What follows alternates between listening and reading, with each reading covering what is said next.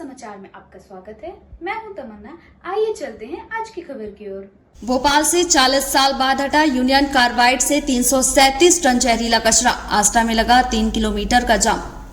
राजधानी भोपाल से 40 साल बाद आखिरकार जहरीला कचरा बाहर निकाला ही गया।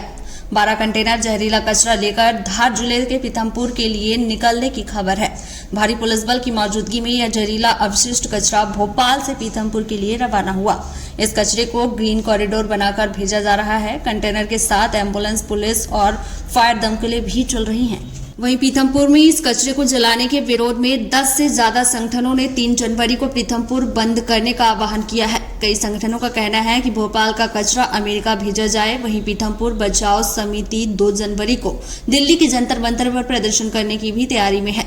आपको बता दें कि 1984 में 2 से 3 दिसंबर की रात यूनियन कार्बाइड की फैक्ट्री से जहरीला गैस मिथाइल आइसोसाइनेट लीक हुई थी, जिससे 5000 से अधिक लोगों की मौत हो गई थी और 5 लाख से अधिक लोग इसकी जद में आ गए थे।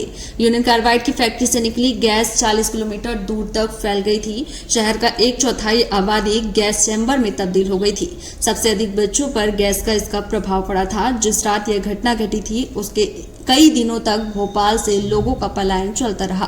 हजारों लोग सैकड़ों किलोमीटर दूर चले गए थे और यहां से जाने के बाद भी बड़ी संख्या में लोग अस्पतालों में भर्ती हुए। इस घटना के बीच साहस और हौसले की भी कमी नहीं थी। बड़ी संख्या में लोगों ने प्रभावित लोगों को निकालने के लिए अपनी जान जोखिम में डाल दी थी।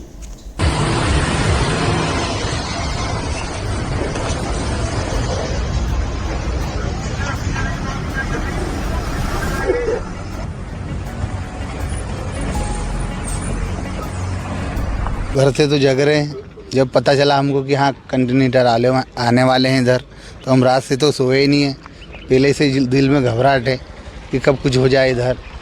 और जब भोपाल कांड से यहाँ कचरा आया हुआ है तो और ज़्यादा डर बढ़ गया है हमारा कि यहाँ पे कचरा जलेगा। और रात भर जगते रहे, नींद आ नहीं रही है। और पहले से हमारे साथ तो हादसा हो चुका है। पानियाँ ख़राब हो गया, खुजलियाँ हो रही है, सब पानी ख़राब हो गए, गाय ढोर मर गए सब हमारे। और हार्ट फेल हो रहे हैं लोगों के, सांस लेने में तकलीफ हो, खुजलियाँ चल रही है शरीरों में। तो ये कंपनी ऐसा परेशान कर रही है और आगे चल के हमें और परेशान करेगी। अब ये जलेगा कचरा तो जान पे भी आ सकती है हमारी। इसीलिए जब तक अब रह रहे हैं पता चलेगा कि 3 तारीख को जलेगा, तो इससे ज़्यादा हमें यहाँ से छोड़ के जाना पड़ेगा। और क्या करेंगे। पीथमपुर में कुछ लोग इसको लेकर विरोध भी प्रकट कर रहे हैं। मेरा ऐसा मानना है कि इसको लेकर पुनर्विचार होना चाहिए। पीथमपुर में ये कचरा न जले, ये पीथमपुर के लिए, इंदौर के लिए और मध्य प्रदेश के भी हित में होगा। क्योंकि जितनी मुझे जानकारी है उस आधार पर मैं ये कह सकता हूँ कि पहले इसको गुजरात में ले जाकर जलाने की बात आई थी, उस पर रोक लगी। फिर इसको जर्मनी भेजने की बात आई थी, उस पर भी रोक लगी।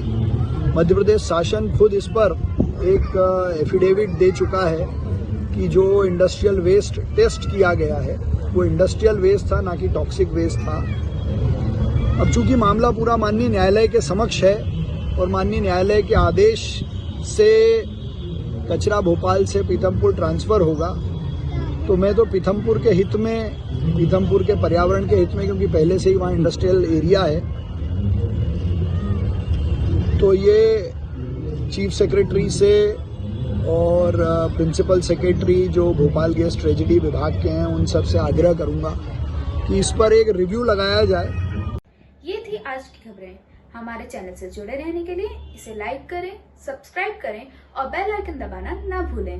आप देख रहे हैं जनता के लिए, जनता की आवाज, जनता समाचार। अन्य खबरों के लिए हमारा चैनल सब्सक्राइब करें।